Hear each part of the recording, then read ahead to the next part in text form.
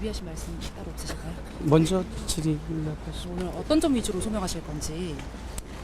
네, 오늘 스토킹 범죄 혐의로 제가 오늘 소환당한 걸로 알고 있습니다. 그래서 스토킹 범죄가 아니라는 것을 소명할 계획이고요.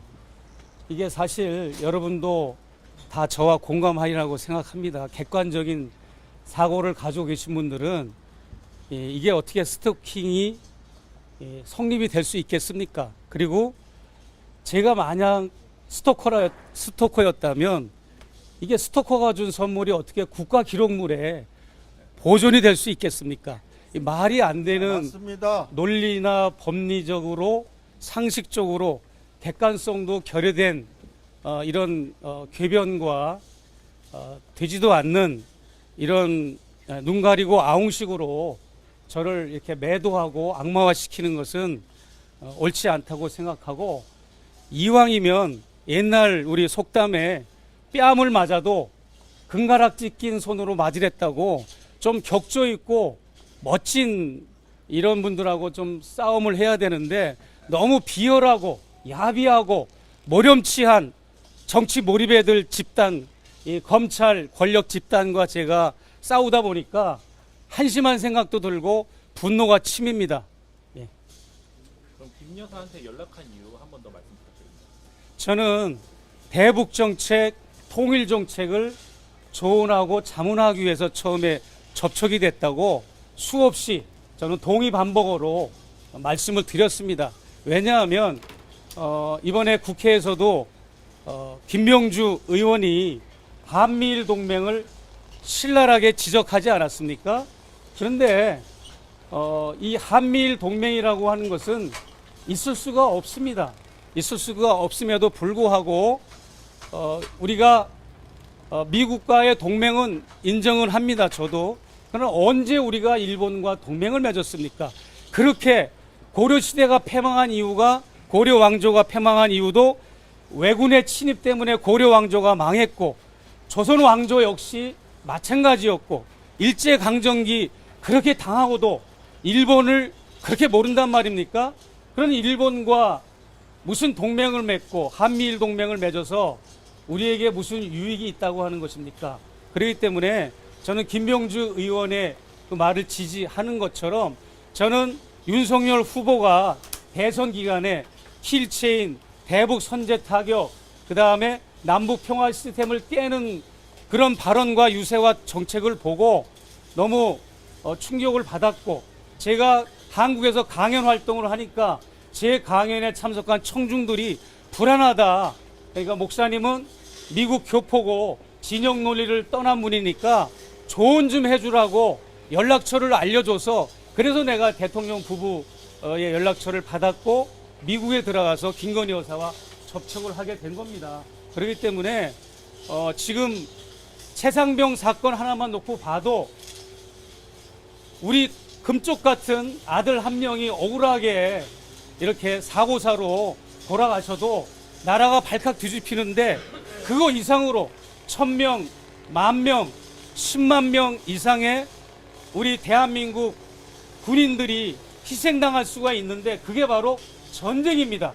그런데 이 윤석열 대통령은 국군 통수권자로서 과연 이 우리 국민들의 생명과 재산을 소중히 여기는 마음이 있는지, 한미일 동맹을 통해서 북을 악마하고 북을 초토화시키는 그런 작전만 피고 있고, 북한 붕괴론과 또 북한을 선제 타격하고 또 북한을 이승만 때 했던 북진 통일을 다시 통일부에서 북진 통일을 정책화하는 이런 모습을 보고 저는 굉장히 불안함을 느꼈습니다. 지금도 불안할 뿐더러 대선 기간에도 불안했기 때문에 저는 통일운동을 하는 재미교포로서 내 조국의 평화 시스템의 구축을 위해서, 전쟁 방지를 위해서 대통령 부부에게 연락을 취했던 겁니다. 네. 오늘 스토킹 혐의로 조사받으러 오셨는데 김 네. 여사가 거부하는데도 지속적으로 만나자고 하신 건지. 그런 건 없었습니다. 비근한 예로 작년에 양평 고속도로 변경 사건이 터졌을 때 김건희 여사가 저한테 장문의 카톡을 보내셨는데 뭐라고 카톡 내용에 적혀 있는가 하면 제가 살인적인 공격과 모함을 당했을 때 목사님이 제게 가장 큰 힘이 되어줬다라는 그런 카톡 내용이 있습니다. 작년에. 그러면은 2022년 9월에 나를 스토킹 혐의로 생각했다면 어떻게 작년에 그런 카톡을 나한테 보낼 수 있겠습니까? 그거는 모순이고 잘못된 것입니다. 네. 잘못 알려진 것입니다.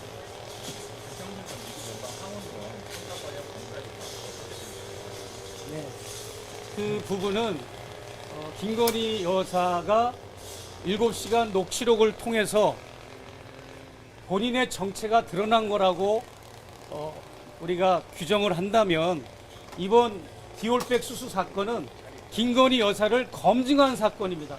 언더카바라고 하는 형식을 통해서 그분을 검증한 사건이고 여러 가지 선물이 전달된 거고 여러 가지 청탁이 시도된 건데 불행하게도 김건희 여사는 주는 선물을 다 받으셨고 시도한 청탁을 일부는 반응이 없었지만 일부는 들어주려고 대통령실 직원과 비서와 관계부처 직원을 연결을 해줘서 들어주려고 하는 노력은 신용은 했다.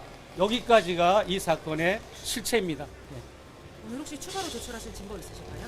뭐 카톡 내용이라든지 스토킹이 아니라고 하는, 왜냐하면 제가 들어갈 때마다 이런 선물을 준비했습니다라고 카톡으로 선물 사진을 보내줬고 그때마다 여사와 여사의 비서는 접견 일시와 장소를 알려주고 친절한 안내를 받아서 접견이 이루어진 거기 때문에 스토킹이 전혀 아닌 거죠. 만약에 저를 스토커라고 생각했다면 그날 그 시점 그 장소에서 경찰이나 경호처에 신고를 했어야 맞죠. 불안하다, 스토커가 왔다라고 신고를 했어야 맞는데 1년이 지난 다음에 갑자기 내가 스토커로 변합니까? 말이 안 되는 거고, 말도 안 돼요. 또한 주거 침입, 건조물 침입도 마찬가지입니다. 제가 주거 침입자, 건조물 침입자라고 생각했다면 그날 그 시점 그 장소에서 침입자가 들어왔다라고 신고를 해야 마땅한데 이 사건이 폭로되고 부끄럽고 민망하니까 저를 주거 침입자와 또 스토킹 혐의자로 이렇게 몰아간 것이죠. 그건 잘못된 거고, 그 다음에 제가 이렇게 언더카바라고 하는 잠입 취재라고 하는 형식을 취한 거를 취재 윤리를 범죄로 규정을 했다는 것은 참으로 동의할 수가 없습니다. 왜냐하면 이런 위법성 조각사유라고 하는 그런 법적인 용어가 있는데 여기에 직접적으로 해당되는 사안일지는 모르겠지만 제가 유리창을 깼습니다. 그럼 유리창을 깼으면 유리창을 깬 것 자체는 범죄고 남의 재물을 손괴한 혐의가 있는 겁니다. 그러나 그 집에 홍수가 쳐들어갔다거나 화재가 나서 그 입주자가 생명이 위태로울 때는 유리창을 깨서 그 사람을 구해주고 화재에서 구해주고 홍수에서 구해주는 것은 정상 창작이 되고 그건 위법이 아닙니다. 저는 대통령 배우자가 뇌물을 받고 고가의 선물을 받고 인사청탁을 하고 이런 모습을 공공의 영역에서 국민의 알 권리 차원에서 그것을 언더카바로 취재해서 폭로한 거기 때문에 그것은 전혀 위법사항이 아님을 저는 말씀을 드리고, 만약에 그게 알려지지 않았다면 여러분들이 어떻게 윤석열 김건희 부부의 부정부패와 인사청탁, 이권개입, 국정농단이 어떻게 국민들에게 밝혀질 수 있었겠습니까? 맞습니다. 저는 천만다행으로 그것이 성공한 것이 천만다행이라고 저는 생각을 합니다. 김건희 여사의 경찰 조사를 확보하시는 건가요? 김건희 여사가 당연히 포토라인에 서시고 수사와 조사를 받으셔야 됩니다. 지금까지 저는 제가 고발된 고발사주를 받은 이런 우익단체들에 의해서 제가 검찰에 고발당한 거와 경찰에 고발당한 거를 그동안 5차례 내가 소환을 당해서 이렇게 이리저리 끌려다녔는데, 선물을 준 사람은 출국 정지를 당하고 여기저기 불려다니는데, 막상 뇌물 선물을 받은 분은 이렇게 포토라인에도 안 서는 것은, 이거는 우리 헌법조항에도 누구에게나 공평한 헌법조항에도 맞지가 않는 것이고, 이 검찰이 방탄수사를 하고 정권의 눈치를 보는 거다라고 저는 분명히 말씀드리고 싶습니다.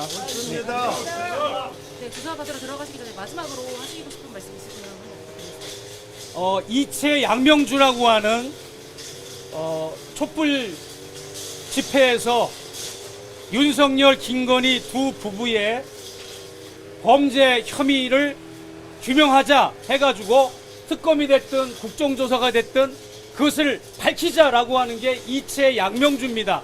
이태원 압사 사건, 이태원 참사 사건, 최상병 수사 외압 사건, 양평 고속도로 변경 사건, 그리고 명품백 수수 사건, 그리고 주가 조작 사건, 이것을 이채 양명주라고 하는데, 저는 여기에다가 3개를 더 추가하고 싶습니다. 왜냐하면 첫 번째로 저를 요 앞전에 경기 남부경찰청에 출두한 이유가 뭔지 아십니까? 국힘당 측에서 저를 선거법 위반, 그러니까 공직선거법 위반으로 저를 이렇게 고발을 했는데, 사실 제가 양평과 여주 강연에서 그 토박이들에게 당신들이야말로 이 양평 고속도로 변경 사건에 대한 실체를 밝힐 사람들이다. 왜냐하면 거기 거주민들이니까. 그것을 주문했는데 그것을 사전 선고를 했다고 누명을 씌운 겁니다. 이거 말이 안 되지요. 그래서 오히려 저는 그게 문제가 아니라 윤석열 대통령이 17차례나 총선 기간에 민생 토론회라는 것을 걸려서 관건 선거를 위반하고 선거 중립을 위반한 그 혐의를 저는 다음 주 초에 고발을 할 예정입니다. 고발 단체들과 함께. 그래서 오히려 윤석열 대통령이 사전 선거를 하고 불법 선거를 한 거에 대한 거를 국민들이 많이 인지하지 못하고 있고 많이 사장됐는데, 그것을 다시 나는 부각을 할 예정이고, 그 다음에 두 번째는